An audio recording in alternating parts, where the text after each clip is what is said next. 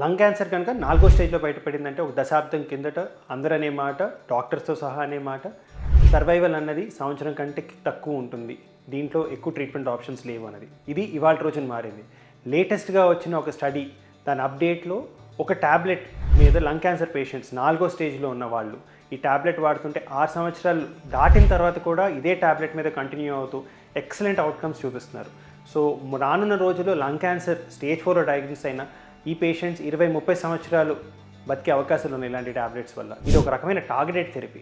Lung క్యాన్సర్లో ఆల్క్ mutation ఉన్న lung cancer patients ఈ tablets లార్లాటినిబ్ అనే ఒక ట్యాబ్లెట్ వాడటం వల్ల వీళ్ళ సర్వైవల్స్ గణనీయంగా పెరిగాయి. ఎప్పుడు విన్నంత ఇంప్రూవ్డ్ అవుట్కమ్స్ ఈ పేషెంట్స్లో మనం చూస్తూ ఉన్నాం అనమాట. సో లంగ్ క్యాన్సర్ స్టేజ్ 4లో బయటపడిందంటే భయపడాల్సిన అవసరం లేదు.